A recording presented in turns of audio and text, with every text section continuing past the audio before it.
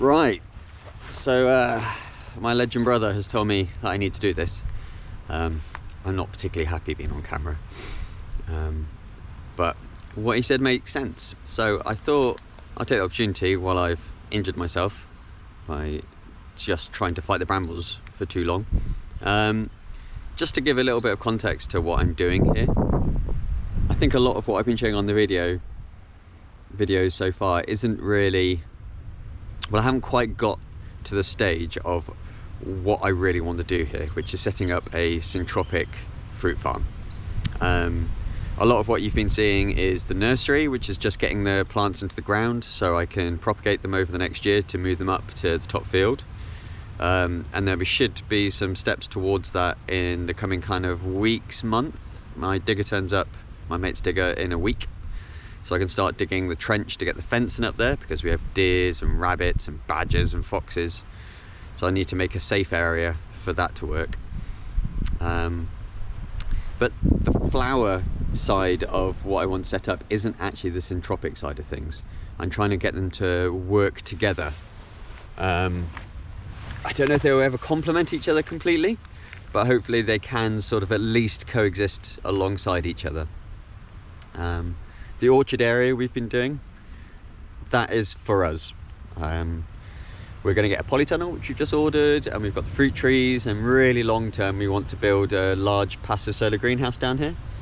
But all of that, except for, you know, if I like a plant that I put in, I can take cuttings, propagate, move it into the flower business.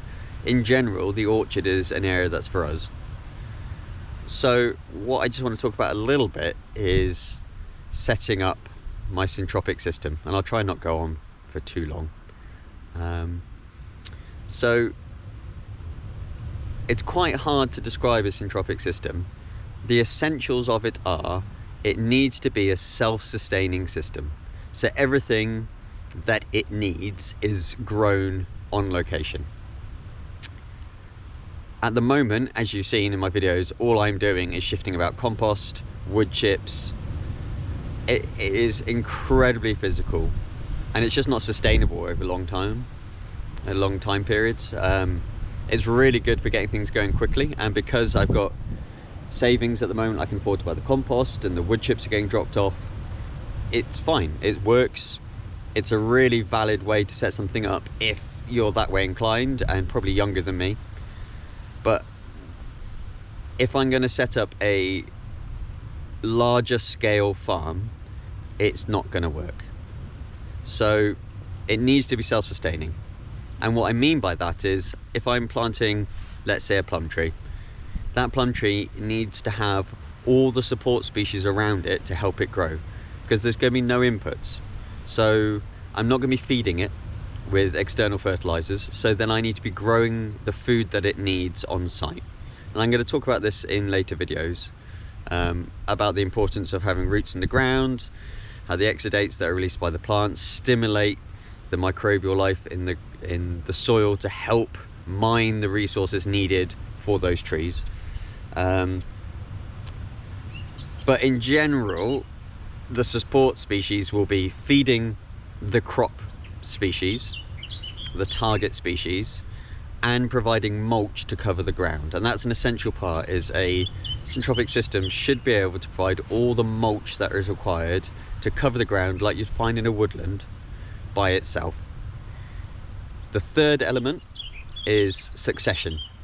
So year one, this winter, all I will be planting is support species. A lot of them native, a lot of them fast growing, and a lot of them nitrogen fixing. And they're just the pioneer species that are going to go in and start the process of changing a abandoned pasture, effectively, which is in my field now being taken over by bracken and bluebells and brambles, and it's not in a good state. So they're going to go in and do the initial legwork to start preparing the ground to put in my target species in the coming years. The successional element is, into that ecosystem, I'm going to be planting the next things that I want. So my emergent species, the ones that are going to form the top of the canopy like you would in a rainforest, they are going to be things like my alders, silver birch potentially, poplars, and they're going to shoot up and form a canopy, which I will prune to maintain just kind of a nice long stem with a canopy on the top to provide some shelter and start providing different microclimates for the things beneath. They won't be there long term, maybe 3 to 5 years, because underneath I'll be planting the next emergent species that interest me, which are more likely to be longer term crop species, probably nuts for the emergence. So that's one element of succession. The other element of succession is making sure you have complementary strata. So I've just worked out my planting scheme. I'm going to be planting something every 25 centimeters in a long line, and that can only work if everything is growing at different heights. So at the top you have emergent strata, and they're the ones who just need full sunlight, where they want to grow as fast as they can, get to the very top and take all that sunlight. And strata isn't always height. Some things, smaller things, will also be an emergent strata, but in general, if you think about it as a height thing, the tallest things at the top are the emergents. Then you have a high canopy, a medium canopy, and a low canopy. So you're planting a mixture of things to occupy that space throughout the lines. That's a general breakdown.